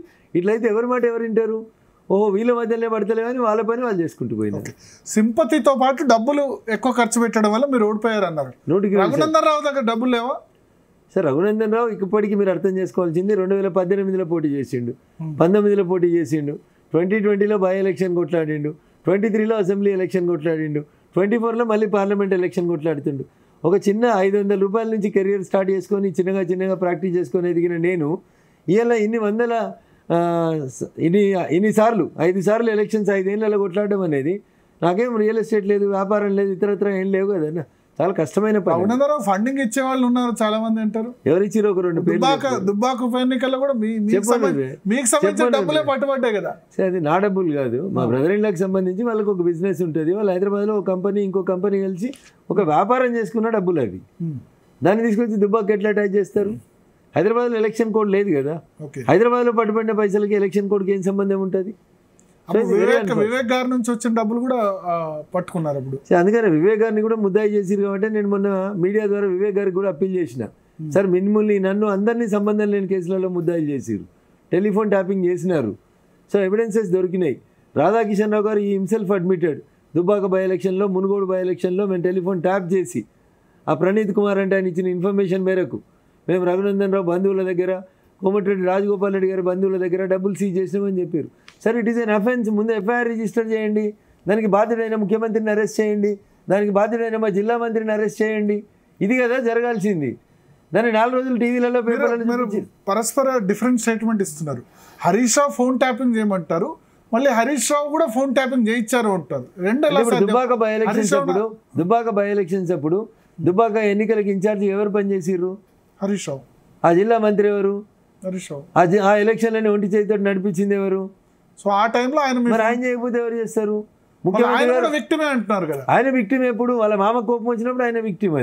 అది వాళ్ళ ఇంట్లో పంచాయతీ. అది ఆయనకు మంత్రి పదవి ఇవ్వాలన్నా వద్దా? ఆయన మామ కాళ్ళు ఎప్పుడు గుంజాలి? ఆయన చేసిన తప్పు అది. దానికి నేనేం చేస్తాను? నేను ఎట్లా బాధ్యుని అవుతా అంటున్నా. ఎందుకు హరీష్ రావుకు మీకు గొడవ? ఏం పంచాయతీ? ఒకటే పార్టీలో కలిసి ఏం పంచాయతీ చేశారు మీరు? అంటే ఆయన నేను ఒక్కరినే బతకాలనుకుంటాడు, ఎవరినైనా బతకనియొద్దు అనుకుంటాడు. అది తప్పు అని చెప్తాను నేను. నీకు సంబంధం లేని జిల్లాలో మేము ఇంత నీకు బువ్వ పెట్టినాము. మా సిద్దిపేట నిన్ను ఆదరించింది, గొప్పగా గెలిపించింది. 600 రూపాయల జీవో అమలు చేస్తే కరీంనగర్ పోవాల్సినవి నువ్వు వచ్చి మెదక్ లేవని బతకని అంటే ఎట్లా? సొంత ప్లేస్ సిద్దిపేట జిల్లాలోనే ఉంది కదా. ఇప్పుడు జిల్లాలో రీఆర్గనైజేషన్లో ఒక మండలాన్ని మీలాంటోడు నాలాంటోడు ఇట్లా అంటాడని ఆ బెజ్జంకని ఒక మండలం వాళ్ళ సొంతూరు తోటపల్లిని తెచ్చి సిద్దిపేట జిల్లాలో కలుపుకున్నాడు. ఎట్లా కరెక్ట్ అవుతుంది భరత్ గారు? వాళ్ళు బెజ్జంకోళ్ళు తోటపల్లిలో ఓటేసేది కరీంనగర్ ఎంపీకి వేస్తారు, మెదక్ ఎంపీకి ఓటేయరు. ఒకటే మండలం. 600 రూపాయల జీవో సమస్య ఎప్పుడైనా భరత్ రఘునందన్ లేపుతాడని ఆయన తెచ్చి అక్కడ పెట్టుకున్నాడు సిద్దిపేట జిల్లాలో. నాకేం పంచాయతీ ఉంటుంది? లోకల్ నాన్ లోకల్ ఇష్యూస్ ఇస్తే చాలా పెద్ద అవుతాయి. అట్లాంటి నరేంద్ర మోడీ కంటెంట్ చేస్తున్నారు, తెలంగాణ ఉద్యమం ఏంది? తెలంగాణ వచ్చినాక ఫలితాలు ఎవరికి అందాలి? ఆంధ్రాలో లేదా ఆంధ్ర అయితే తెలంగాణలో చేస్తున్నారు కానీ పక్క జిల్లా వాళ్ళు కంటే. మరి 600 రూపాయల జీవో ఏంది? 317 జీవోలు ఏంటి ఇవన్నీ?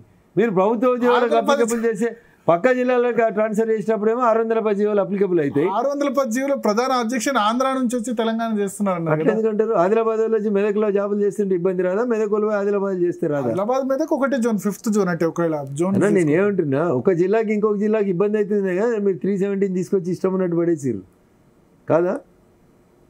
వాళ్ళకు నచ్చితే ఒకటి, మనకు నచ్చితే ఇంకోటి అంటే కాదు కదన్న. సో కాంగ్రెస్ విషయం తీసుకుందాం. ఫోన్ ట్యాపింగ్కి సంబంధించి ఇప్పుడు మీరు ఆరోపణ చేశారు. దీనిలో ఓవరాల్గా ఇది అడ్వకేట్గా చెప్పండి, అంటే పొలిటీషియన్ కాదు, దీనిలో శిక్ష పడేంత వరకు వెళ్తుందా?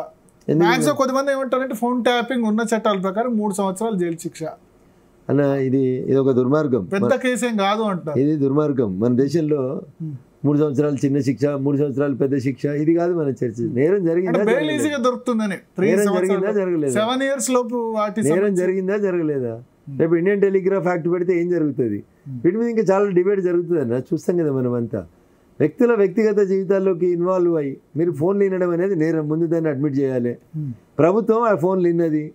వాళ్ళ పార్టీ ఎమ్మెల్యేలు గెలవడానికి, ప్రతిపక్ష సంబంధించినటువంటి ఎమ్మెల్యేలు ఓడిపోవడానికి ఫోన్లు వినుకుంటూ డబ్బులు పంపిస్తూ ప్రతిపక్ష ఎమ్మెల్యేని ఇబ్బంది పెట్టింది. అట్లాంటి పార్టీ అట్లా చేసినటువంటి కేసీఆర్ అన్నారు 1-2 రోజుల్లో ప్రెస్ కాన్ఫరెన్స్ పెడితే అందరు గుట్టు విప్తా. కేటీఆర్ అన్నారు ప్రతి గవర్నమెంట్ ఇట్లా చేసింది. కిరణ్ కుమార్ రెడ్డి టైంలో కూడా జరిగింది, కాంగ్రెస్ గవర్నమెంట్ లో జరిగింది. పెగాసస్ ఏది మరి మోడీ గవర్నమెంట్ టైంలో పెగాసస్ సాఫ్ట్వేర్ పంపించి లాస్ట్ ఎలక్షన్ లో పెద్ద ఇష్యూ అయింది. సుప్రీంకోర్టు కూడా దాని మీద సీరియస్ గా రియాక్ట్ అయింది. ఏం రియాక్ట్ కాలేదు, ఎవరేం చెప్పలేదు సార్. సో దేశంలో ట్యాపింగ్ అనేది చట్టబద్ధంగా జరుగుతుంది. ఎవరి లెఫ్ట్ వింగ్ ఎక్స్ట్రీమిజంకి సంబంధించి, ఐఎస్ఐఎస్ తీవ్రవాదానికి సంబంధించి, ఈ దేశ సమగ్రతకి భద్రతకి ఇబ్బంది కలిగిస్తున్నటువంటి సంస్థలు, వ్యక్తులకు సంబంధించినటువంటి టెలిఫోన్లు ట్యాప్ చేయడం అనేది కిరణ్ కుమార్ రెడ్డి ఉన్నా జరుగుతుంది, కేసీఆర్ ఉన్నా జరుగుతుంది, రేవంత్ రెడ్డి ఉన్నా ఇప్పుడు జరుగుతలేదా? పొలిటికల్గా చేయడం అనేది నేరం. అది మోడీ గారు చేయలేదు, పెగాసిస్ చేయలేదు, ఇవన్నీ తప్పుడు ప్రచారాలు. ఇవన్నీ ప్రతి ఎన్నికల కంటే ముందు ప్రతి ఎన్నికల కంటే ముందు ఒక బురద జల్లే కార్యక్రమం.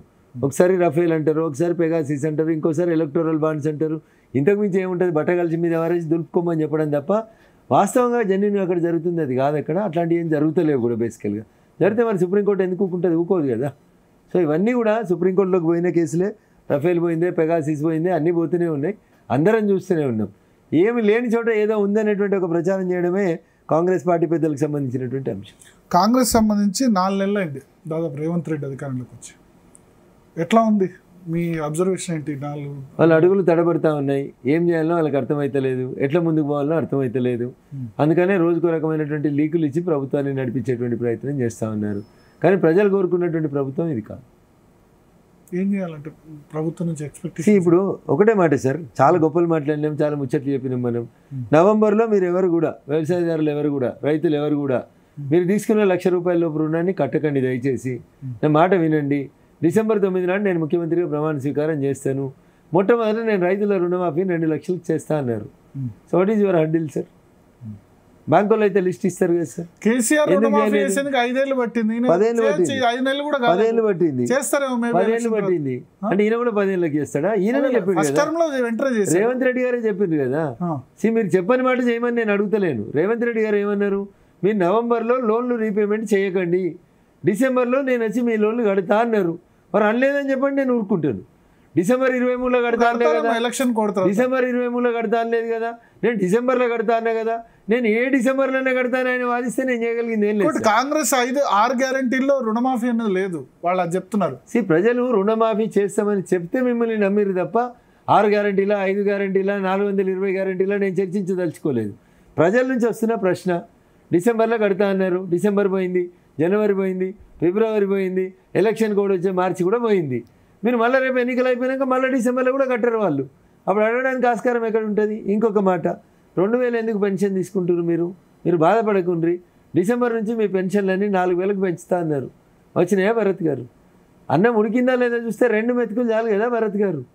మొత్తం 420 హామీల గురించి మాట్లాడుతారు. కాంగ్రెస్ గవర్నమెంట్ ఎలక్ట్ చేసుకుంది 5 సంవత్సరాల టర్మ్కి, 5 నెలలు కాకముందు అన్ని హామీలు అంటే సాధ్యం కాదు కదా. ఏ గవర్నమెంట్ కూడా అన్ని చేయమని నేను మీరు ఆర్టికల్ 370 ఇచ్చారు, 2014లో చెప్పారు, 2028 ఇంప్లిమెంట్ చేసింది. అది కావడానికి రాజ్యసభలో వాళ్ళకి మెజారిటీ కావాలి. మీకు ఆ సంగతి తెలుసు. ఒక బిల్లు పార్లమెంట్లో చట్టం కావాలంటే రాజ్యసభలో పాస్ కావాలి. మాకు మెజారిటీ లేనప్పుడు చేయలేదు. మెజారిటీ కావాలి.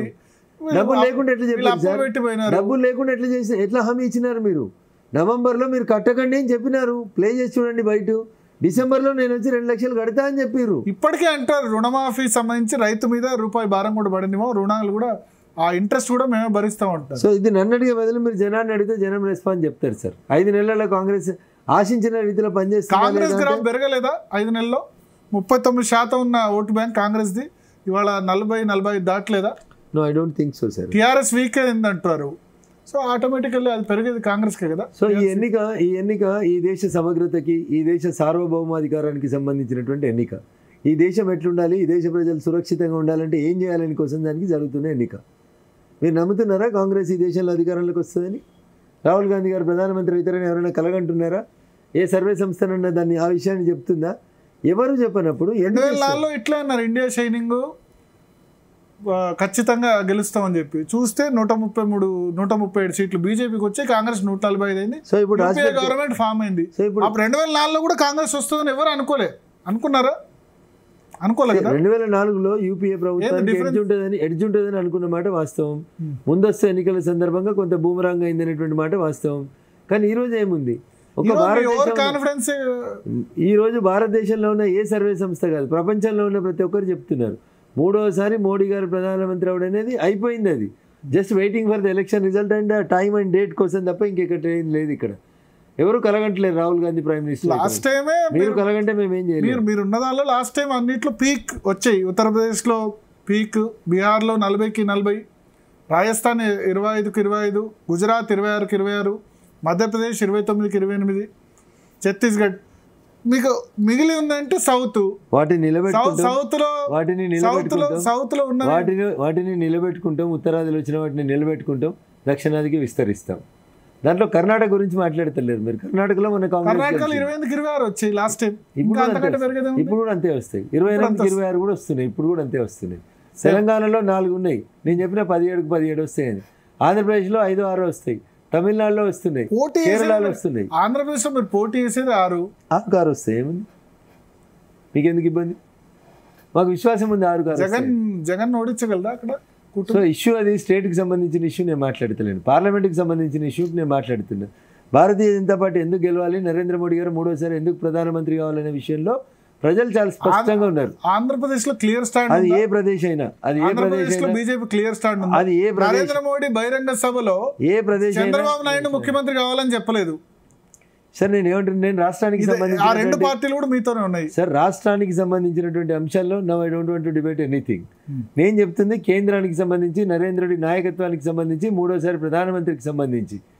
తూర్పున సూర్యుడు వస్తాడనేది ఎంత నిజమో, నరేంద్ర మోడీ గారు 3వసారి ప్రధానమంత్రి అవుతారు అనేది అంత నిజం. భరత్ గారు రాసి పెట్టుకోండి. బట్ కాంగ్రెస్ మేనిఫెస్టో నిన్న రిలీజ్ చేశారు తుక్కుగూడలో.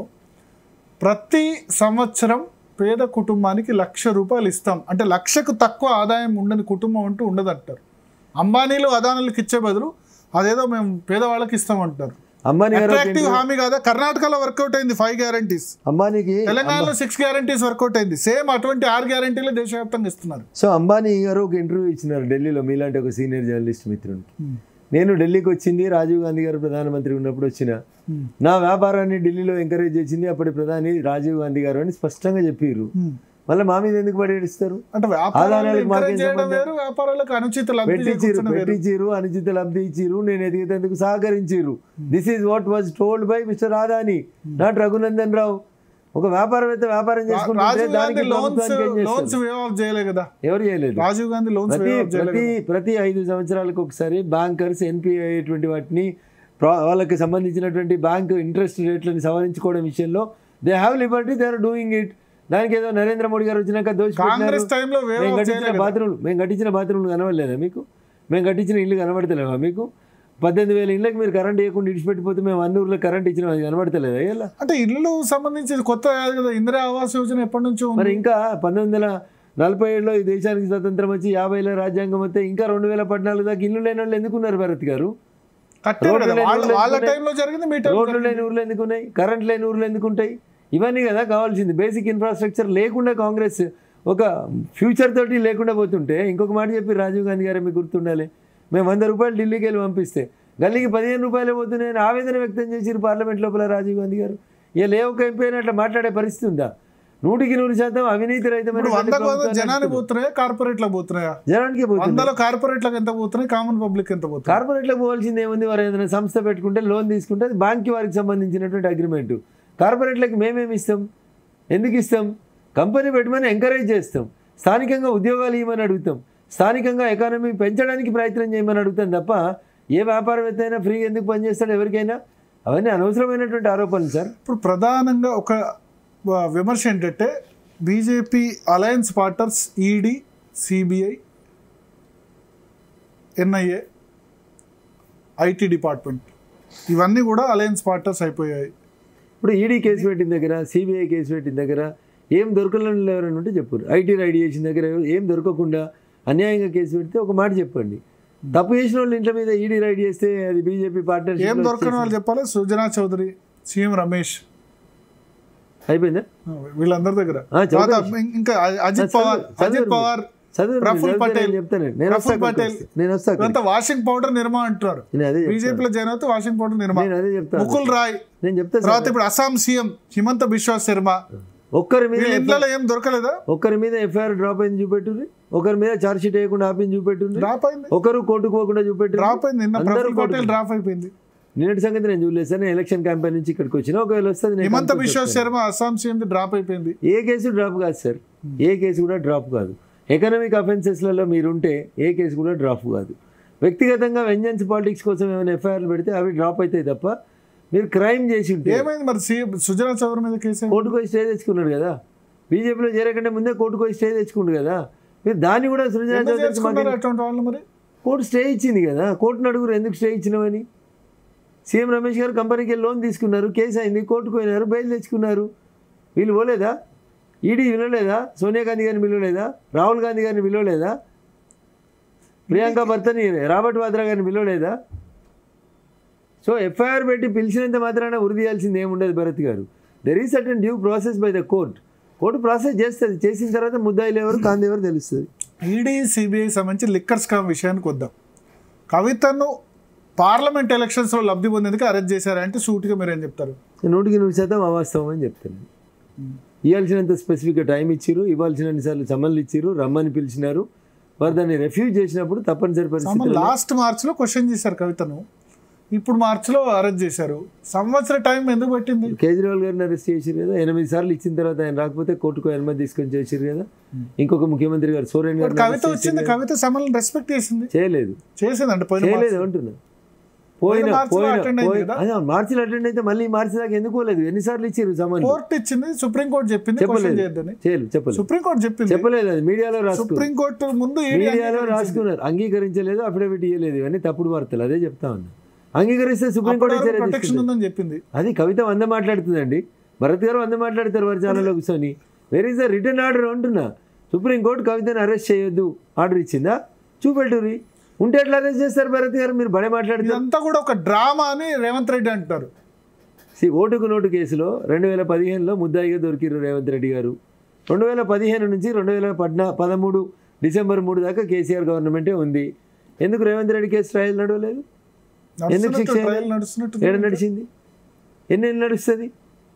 పోయిన మార్చికి ఈ మార్చికి వస్తే కవిత కేసీఆర్ మధ్య కూడా మ్యాచ్ ఫిక్సింగ్ ఉందంటారా? కేసీఆర్ మధ్యలో ఉందా, కవిత మధ్యలో ఉందా, హరీష్ మధ్యలో ఉందా? నాకేం తెలిసి పడతాను. My question is straight.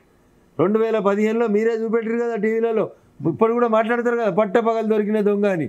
దొంగకి ఎందుకు శిక్ష చేయలేదు మీరు? 2015 నుంచి 2023 8 సంవత్సరాలు భరత్ గారు. 8 ఏళ్ళు ఒక్కడికి ముందుకెందుకోలే? ఒక్క సాక్షిని ఎందుకు విచారించలేదు? ఎందుకు మరి ఆయన దొంగతనం చేస్తే ఆయన ఎందుకు శిక్షించలేదు బీఆర్ఎస్?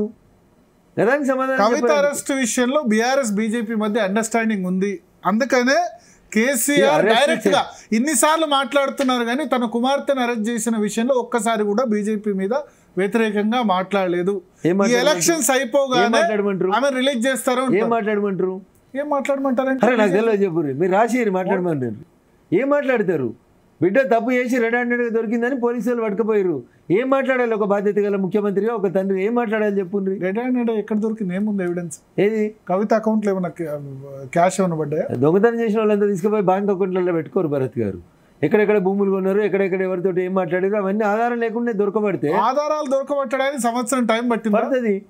మరి 2015లో దొరికినటువంటి ఎమ్మెల్సీ అప్పటి ఎమ్మెల్యే రేవంత్ రెడ్డికి అరెస్ట్ చేశారు. బట్ ఇది కూడా అంతే కదా. అంటే మీరు మాగుంటా కన్ఫెషన్ ఎప్పుడు చేసిండ్రు? ఒక్కొక్క నేరస్తుడు అంగీకరించుకు పోతున్నాడు. డాట్స్ అన్ని కనెక్ట్ కావాలి కదా. వైట్ కాలర్ అఫెన్స్ కి రెడీమేడ్ గా దొంగతనం చేసిన దొంగకి మధ్యలో ఒకటే తేడా ఉంటుంది. సంవత్సరం టైం పడుతుంది. ఎందుకు పట్టది? జయలలిత కేసు ఇన్వెస్టిగేషన్ అయ్యి జడ్జ్మెంట్ రావడానికి 18 ఏళ్ళు పట్టింది. ఈడీ ఇన్వెస్టిగేషన్ ఇంత టైం ఎందుకు పడుతుంది? అరే మీరెవరు ఉంటుంది అడగడానికి? నాకు ఆధారాలు దొరికితే నేను అరెస్ట్ చేస్తాను. పోలీస్ ఆఫీసర్ని ఇయ్యాలని అరెస్ట్ చేయి, రేపు అరెస్ట్ చేయని క్వశ్చన్ చేసే అధికారం మీకు ఎక్కడిది? ఆధారాలు లేకుండా అరెస్ట్ చేస్తే కోర్టు ఊరుకుంటుందా? వాళ్ళకి కావాల్సిన బ్లాక్మెయిల్ చేయడానికి యూజ్ చేసుకోవట్లేదా? ఈడీ ఆఫీసర్కి బ్లాక్మెయిల్ ఏముంటుంది? ఈడీ ఆఫీసర్ కాదు, బీజేపీకి ఏం సంబంధం? బీజేపీకి కవిత అరెస్ట్కి ఏం సంబంధం? మరి మీరే కదా చర్లపల్లి జైల్లో రెడీ అవుతుంది, లేకపోతే అక్కడ తిహార్ జైల్లో ప్రత్యేక మీరు ఒక మాట మాట్లాడితే మేము ఒక మాట మాట్లాడతాం కదా భరత్ గారు. ఎందుకు మాట్లాడకుండా ఉంటాం? మీకు సంబంధం లేదని మీరు కామెంట్ చేశారు. మార్చి అరెస్ట్ అవుతారు, ఎల్లుండి అరెస్ట్ అవుతారని ఎప్పుడు మాట్లాడలేదు. అది మీడియా ఫస్ట్ అసలు కవిత రోల్ ఉందని చెప్పింది బీజేపీ లీడర్ సిడి కాదు, ప్రవేశ్ వర్మ. అవును సార్, వాళ్ళకి అక్కడ సీసీటీవీలలో వారు చూసినప్పుడు అక్కడ హోటల్లో వాళ్ళకు సీసీటీవీలో ఎందుకు దొరకదు? బీజేపీ లీడర్ ఎట్లా దొరుకుతుంది? మీకు కూడా దొరుకుతుంది. ఎట్లా ఇచ్చారు? మీ ఇంటి దగ్గర సీసీటీవీ పెట్టుకున్నారంటే, కెమెరా పెట్టుకున్నారు అనుకోరి, ఆ రోడ్ ఏమిటి పోయి ఎవరు వస్తారు ఎవరు పోతారు మీకు యాక్సెస్ దొరుకుతుంది. ఆ హోటల్ ఔరంగజేబ్ రోడ్ లో హోటల్ ఉంటుంది. సో ఆ హోటల్ యాక్సెస్ ప్రవేశ్ వర్మకి ఎక్కడ వచ్చింది అంటున్నా. ఆ రోడ్ లో ఎన్ని కార్లు వస్తున్నాయి, ఎవరు పోతారు, ఏ మంత్రులు పోతారు, ఆ పక్కన డైలీ బ్రీఫింగ్ ఏమైనా చేస్తుందా? ఎందుకు చేస్తుంది? మాకు వాళ్ళకి ఏం సంబంధం అంటున్నా. రాజకీయంగా మాకు ఉన్నటువంటి అనుమానాన్ని మేము ఈడీ ముందు ఎక్స్ప్రెస్ చేస్తాం. ఇప్పుడు ఎమ్మెల్యేల కొనుగోలు కేసులో నేను చెప్పిన పైలట్ రోహిత్ రెడ్డి గారు, ఆ రోజు ఉన్నటువంటి ఆ స్టీఫెన్ రవీంద్ర అనేటువంటి సిపి గారు, ఆడ డబ్బులు ఉన్నాయి, 30 కోట్లు ఉన్నాయి, 50 కోట్లు ఉన్నాయని మీరే బ్రేకింగ్లు ఇచ్చిర్రు టీవీలలో. తీరా రిమైండ్ చేస్తే 3 పైసలు కూడా చూపెట్టలేదు. మరి ఏంది అది? సో నా ఇన్వెస్టిగేషన్ని చేయనియాలి ఫేర్గా. దాన్ని జరుగుతున్నప్పుడు దాని మీద ఇది చేస్తే సరే. ఇవాళ అంత ఏప్రిల్ ఉగాది ముందు మనం మాట్లాడుతున్నాం. ఈ కేసులో కవిత కన్విక్ట్ అవుతుందా, లేకపోతే ఇది కూడా వాషింగ్ పౌడర్ నిర్మా అవుతుందా? నేను పబ్లిక్ ప్రాసిక్యూటర్ని కాదు, కవిత తరఫున అడ్వకేట్ని కాదు. ఆ రెండిట్లో ఏదో ఒక బాధ్యత నాకుంటే నేను డెఫినెట్గా చెప్తాను. లేదా మొత్తం కేసు ఫైల్ తెచ్చి కేసు స్ట్రాంగ్ ఉందా, 100% కన్విక్ట్ దాకా పోతుందా, కన్విక్షన్ దాకా పోతుందా, లేకపోతే కాంప్రమైజ్ అయిపోతుంది? 100% కన్విక్షన్ దాకా పోతుంది నా అంచనా ప్రకారం. అరవింద్ కేజ్రీవాల్ ఓ కేసులో 10 మంది ముద్దాయిలు వస్తున్నప్పుడు ఆ నేరం ఎట్లా పోతుంది, ఎవరెవరు కన్ఫ్యూజ్ అవుతారు, ఎవరెవరు సరెండర్ అవుతారు, ఎవరెవరు అప్రూవర్ అవుతారు, ఇంకా చాలా విషయాలు చూడాలి. బీజేపీ లీడర్ కాదు, క్రిమినల్ లాయర్గా, అడ్వకేట్గా. అందుకనే చెప్తున్నారు, కేసు సాక్ష్యాధారాలు మన ముందు లేకపోతే మనం ఏం చెప్పడానికి కూడా రాదన్నా. ఇట్ టేక్స్ టైం అంటున్నాను నేను. కోర్టులో పెట్టినటువంటి ఎవిడెన్సెస్ అన్ని కూడా ట్రయల్ అయిన తర్వాత ఏం సాధించారు? నేను అదే చెప్తా ఉన్నా. ఎవరిని అరెస్ట్ చేయడం వల్ల బీజేపీకి ఏం సంబంధం ఉండదు. కవితను అరెస్ట్ చేసినా, అరవింద్ కేజ్రీవాల్ని అరెస్ట్ చేసినా మాకేం సంబంధం లేదు. ఎలక్షన్ మొత్తాన్ని బీజేపీ కంట్రోల్, ఇది ఒక ఫార్స్ ఎలక్షన్ అంటారు. ఎలక్ట్రల్ బాండ్స్ ఒకవైపు, అరవింద్ కేజ్రీవాల్ అరెస్ట్ ఒకవైపు, జార్ఖండ్ ముఖ్యమంత్రి అరెస్ట్ ఒకవైపు, ఈసీ వన్ సైడెడ్గా చేస్తుందని ఒకవైపు, ఈవీఎంల గురించి మాట్లాడుతూ ఇంకోవైపు. అనే నవాల్లో ఏడవాళ్ళని అర్థం కాని స్థితి ఇది. మీ దగ్గర సబ్జెక్ట్ లేదు, మీకు ఏం చెప్పాలో తెలుస్తలేదు. ఒకవేళ మేము ఈవీఎంలను ట్యాంపర్ చేసే అవకాశం భారత ప్రభుత్వానికి ఉంటే 2014లో భారత పార్లమెంట్కి ఎన్నికలు జరిగినాయి. కాంగ్రెస్ పార్టీ యూపీఏ ప్రభుత్వం అధికారంలో ఉంది. ఎందుకు మరి నరేంద్ర మోడీ గారికి 273 సీట్లతోటి సోలోగా ఎట్లా గెలిచి వస్తారు? కర్ణాటకలో మొన్న ఎలక్షన్ జరిగింది. కర్ణాటకలో బీజేపీ ప్రభుత్వం అధికారంలో ఉన్నప్పుడు ఎన్నికలు జరిగినాయి. ఒకవేళ ట్యాంపరింగ్ చేయడానికి అవకాశం ఉంటే బీజేపీ ఉంటుంది, కానీ కాంగ్రెస్ ఎట్లా వస్తుంది? వీవీప్యాట్స్ పూర్తిగా లెక్కించాలని వాళ్ళు అడుగుతున్నారు. అన్న వీవీప్యాట్లు కాకపోతే అన్ని తీసేసి కాంగ్రెస్ మేనిఫెస్టోలో పెట్టారు. అరే అన్న ఒక నిమిషం అన్న, ఆడలేక మధ్యలో ఓడి తప్పితే ఏం లేదు. ఎవరు తెచ్చిరన్నా ఈవీఎంలు? ఎప్పుడు ఇంట్రడ్యూస్ అయినాయి? మేము వచ్చినాక మేము ఈవీఎంలను కొనుగోలు చేసి మేము పెట్టినామా? మీరు కూడా ఆరోపణ, అద్వానీ కూడా ఆరోపణ చేశారు. 2009 పుస్తకం రాశాడు. అన్ని రాజకీయ పార్టీలు కోరుకుంటే భారత పార్లమెంట్ చట్టం చేస్తే ఈవీఎంలు రద్దు అయిపోతాయి. ఎందుకు టెన్షన్? బ్యాలెట్లు పెట్టి కౌంట్ చేద్దాం. దానికి ఇంకా మళ్ళీ వీవీప్యాట్లు బ్యాలెట్లు 2 సెపరేట్ కౌంట్ చేసిన ఎందుకన్నా? ప్రశాంతంగా 2 రోజులు కౌంట్ చేద్దాం, తొందర ఏముంది? 2 నెలలు జరిగిన ఎన్నికల ప్రాసెస్ని అన్ని పొలిటికల్ పార్టీస్ డిమాండ్ చేసి భారత పార్లమెంట్ చట్టం చేస్తే అదే రకంగా పోదాం. టెక్నాలజీ వద్దంటారు మీరే, మళ్ళీ మేమే కంప్యూటర్లు తెచ్చినాం, మా రాజీవ్ గాంధీ గారే తెచ్చిరని చెప్తారు. 2 మీరే చెప్తే ఎట్లన్నా? లిక్కర్ స్కామ్కి సంబంధించి ఫెయిర్ ఇన్వెస్టిగేషన్ కనుక జరుగుతాయి అంటే, అరవింద్ కేజ్రీవాల్ అన్నది యాంటీ కరప్షన్ మూవ్మెంట్ నుంచి ఆయన వచ్చారు. ఇప్పుడు ఆయన అరెస్ట్ చేయడం ద్వారా మీరు ఎటువంటి సిగ్నల్ పంపిస్తున్నారు? తప్పు చేసిన వాళ్ళు అరవింద్ కేజ్రీవాల్ అయినా, కవిత అయినా, భరత్ అయినా, రఘునందన్ రావు అయినా బియాండ్ బార్స్ ఉండాల్సిందే. ఇది ప్రస్తుతం కేసు సుప్రీంకోర్టు విచారణలో ఉంది. దీని గురించి ఇంతకంటే ఎక్కువ మనం మాట్లాడుకోవడం మంచి పద్ధతి కాదు, సబ్జుడిస్ అవుతుంది. ఓకే, ఇక్కడ విషయానికి వస్తే మీరు అన్నారు ఓటుకు నోటు కేసు 10 ఏళ్ళు ఇన్వెస్టిగేషన్ కంప్లీట్ కాలేదన్నారు. దీనికి ఎవరికి బాధ్యత? 10 ఏళ్ళు ఇన్వెస్టిగేషన్ కంప్లీట్ కాలేదు. సో ఆ కేసు చేసింది ఎవరు? రాష్ట్ర ప్రభుత్వం. చేసింది ఎవరు? ఏసీబీ. ఏసీబీ ఎవరి కింద పనిచేస్తుంది? డైరెక్ట్లీ కన్సర్న్ అయితే సీఎం. ముఖ్యమంత్రి గారు ఎవరు? ఈ రోడ్డుకు నేటికైన కేసు అయినప్పటి నుంచి మొన్న ఓడిపోయేదాకా ముఖ్యమంత్రి ఎవరు? చంద్రశేఖరరావు గారు. మరి వాళ్ళు ఎందుకు ట్రయల్ కంప్లీట్ చేయలేదు అంటున్నారు. నిన్న రేవంత్ రెడ్డి మాట్లాడుతూ చర్లపల్లి జైల్లో రెడీ చేస్తున్నాం 2 BHK, జైల్లో చిప్పకూడు తినిపిస్తామని అంటారు కేసీఆర్కు. మేబీ ఆయన ఫోన్ ట్యాపింగ్ కేసు లేకపోతే కాళేశ్వరం అంటారు. అవుతుంది అనుకుంటారా మీరు? ఇది అవుతుంది. ఎందుకు? ప్రభుత్వం ఇంట్రెస్ట్గా తీసుకొని పోలీస్ ఆఫీసర్లు కరెక్ట్ పని చేస్తే డెఫినెట్గా అవుతుంది. అంత బహిరంగంగా వాళ్ళు ఒప్పుకుంటారు కదా పోలీసు వాళ్ళు మేము ట్యాప్ చేసినామని. నేను ఇప్పటికే అరెస్ట్ చేయాలి అంటున్నా. అసలు ఈ ఎన్నికలలో పార్టీ గుర్తింపే ఉందో అంటున్నా. ప్రత్యర్థి పార్టీల అభ్యర్థుల్ని వీకేయడంతో పాటు పోలీసు వాహనాలలో డబ్బులు తరలించి మా ఎమ్మెల్యేలను గెలిపించి 3వసారి అధికారంలోకి వచ్చేందుకు ప్లాన్ చేసినాము అని సాక్షాత్తు పోలీస్ ఆఫీసర్లే కన్ఫెషన్ స్టేట్మెంట్ ఇస్తుంటే ఆ పార్టీకి ఇంకెందుకు గుర్తింపు ఉండాలి? ఆ పార్టీని అసలు ఎట్లా ఎన్నికలలో పోటీ చేయనియాలి? మొన్న గెలిచిన ఎమ్మెల్యేల పదవులు ఎందుకు ఉంచాలి? Election commission has to think over it అన్నా. ప్రజాస్వామ్యాన్ని పరిరక్షించాలి కదా. ఇదే పని మేము చేసి ఉంటే మీరు పరిరక్షణ అంటే టీఆర్ఎస్ రద్దు చేస్తే ప్రజాస్వామ్య పరిరక్షణ, ఆపోజిషన్ కూడా ఉండాలి కదా. ఏం మాట్లాడితే భరతన్నా? నేనేం చెప్పినా నీకు? అధికారిక పోలీసు వాహనాలలో టాస్క్ ఫోర్స్ వాళ్ళు పోయి ఎవరు ఎమ్మెల్యే గెలవాలని ఆ ఎమ్మెల్యేకి 20 కోట్లు 30 కోట్లు దగ్గరుండి పోలీసు వాళ్ళు వంచుతుంటే అది అపోజిషన్ పార్టీ, దాన్ని ఇంకా బతకాలని నువ్వు కోరుకుంటున్నావా? ఇదా ప్రజాస్వామ్యం? ఇట్లా పంచుకుంటూ పోతుంటే మరి అధికార పార్టీలు మాలాంటి పక్క పరిస్థితి ఎట్లా బతుకుతాడన్నా? కానీ మీరు చాలాసార్లు చెప్పారు కేసీఆర్ మీ గురువు అని చెప్పి. నేను ఎప్పుడు చెప్పలేదు. గురువు కాదా? ఎప్పుడు చెప్పలేదు. నేను ఆ పార్టీలో పనిచేసినాడు అని చెప్పినాడు. ఓకే, గురువు అని నేను ఏదో ఇంటర్వ్యూలు చెప్పినట్టు ఏదో ఇట్లా అంటుంటారు మిత్రులు. చంద్రశేఖరరావు గారు గురువు కదా. కేసీఆర్ గారికి క్రైసిస్ కొత్త కాదు, ఫీనిక్స్ పక్షిలాగా ఆయన లేస్తాడు.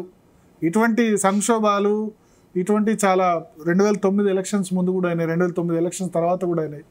బట్ కరెక్ట్ సిచ్యువేషన్ చూసి ఆయన కొడతాడు, మళ్ళీ లేస్తాడు అని చెప్పి. ఇప్పుడు ఏముంది కొట్టడానికి ఆయనే ఉండడం. బహుశా జైలుకి పోతాడని మీరే చెప్తారు కదా, జైల్లో గదులు కడతారని మీరే చెప్తారు కదా.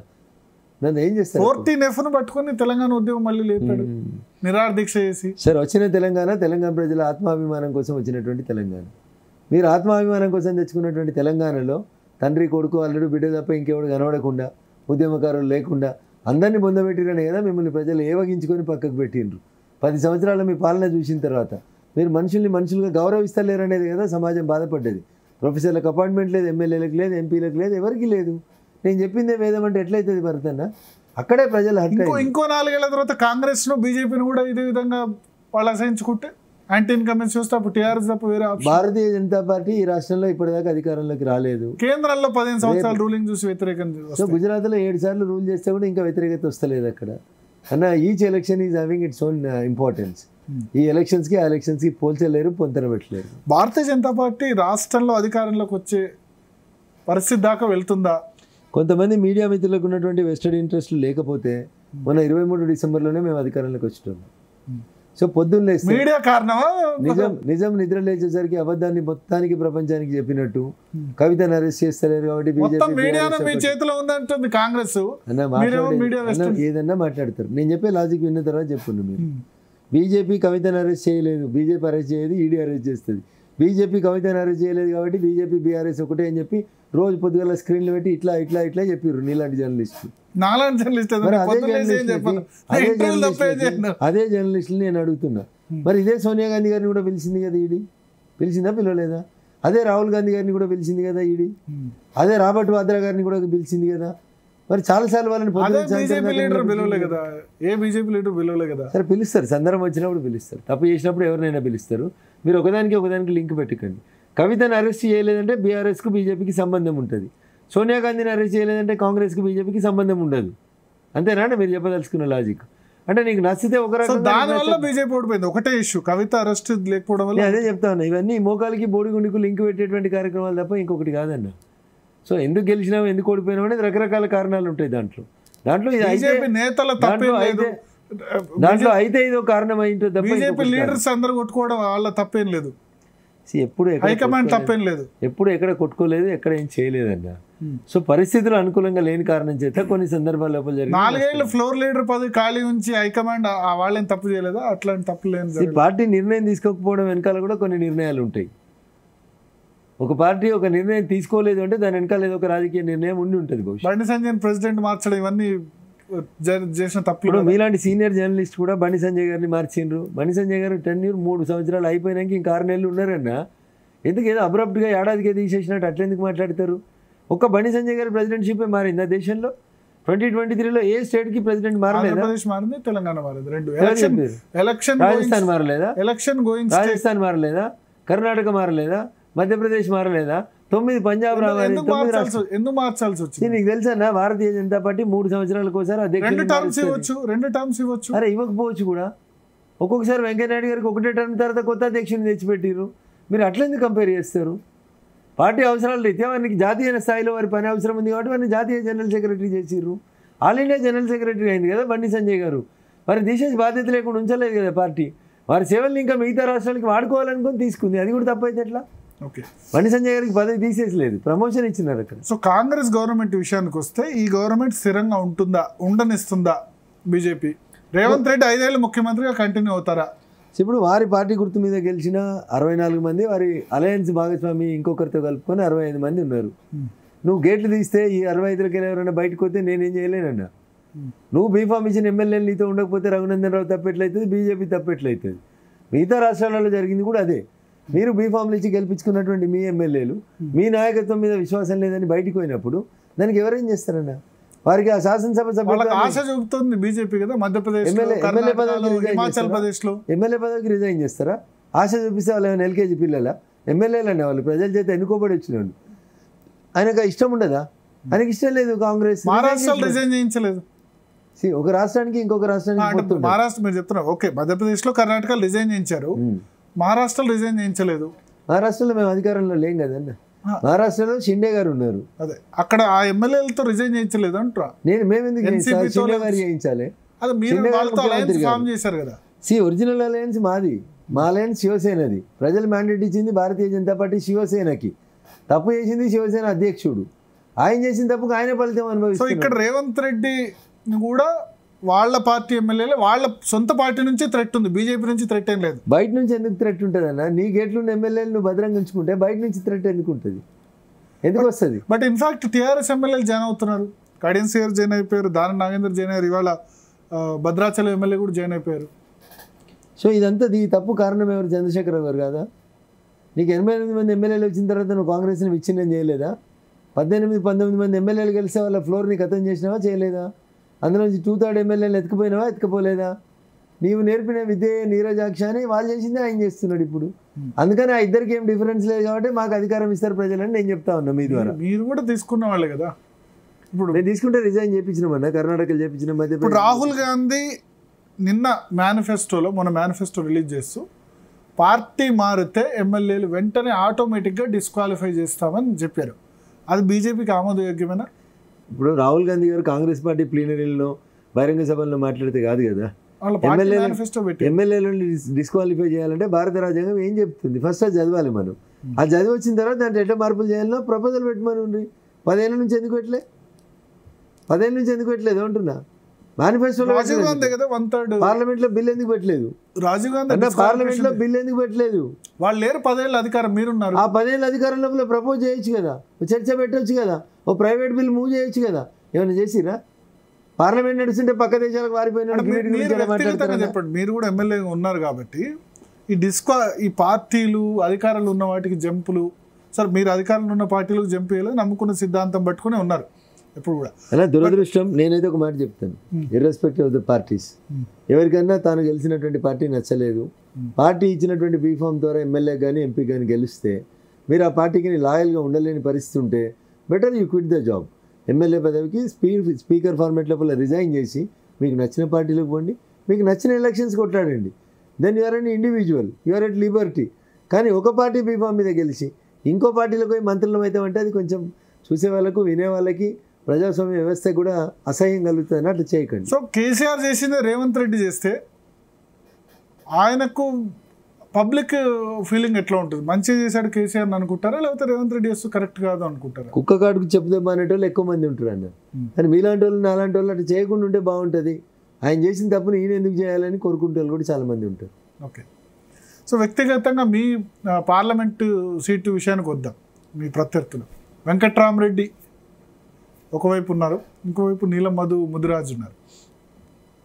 ఎవరితో పోటీ ఉంది మీకు?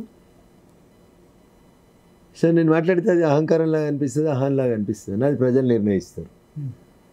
సో వెంకట్రామరెడ్డి గారికి మా జిల్లాతో సంబంధం లేదు. Venkatramareddy is not concern with Medak district. Medak కలెక్టర్గా ఉన్నారు, 30 మంది కలెక్టర్లు ఉన్నారు. మా మెదక్ 30 మంది కలెక్టర్లు చూసుకున్నారు. కేసీఆర్ ముఖ్యమంత్రిగా ఉన్నారు. అదే ఆయన అవినీతి జరిగిన డెవలప్మెంట్ అంతా ఆయన డెవలప్మెంట్లో భాగస్వామి అవునో కాదు, కానీ ఆయన అవినీతి లేని భాగస్వామి అనేది మొన్న రాధాకిషన్ రావు గారు చెప్పారు కదా. రాజపుష్ప కంపెనీ కాడికెళ్ళే పైసలు తీసుకుపోయి సప్లై చేసినామని. అందుకని ఎకరా 100 కోట్లు పెట్టి 10 ఎకరాలు కొనుక్కున్నాడు 1000 కోట్లు పెట్టి.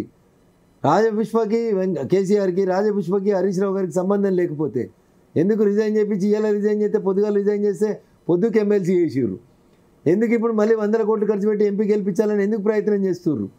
కాంగ్రెస్కి మీకు అండర్స్టాండింగ్ లేకపోతే, వారు పొంగులేటి శ్రీనివాసరెడ్డి గారికి వియ్యంకుడు కాకపోతే రేపు పోలీసు వాళ్ళు డబ్బులు పంచుతుంటే ఎట్లా చూసుకుంటూ ఊరుకుంటారన్నా?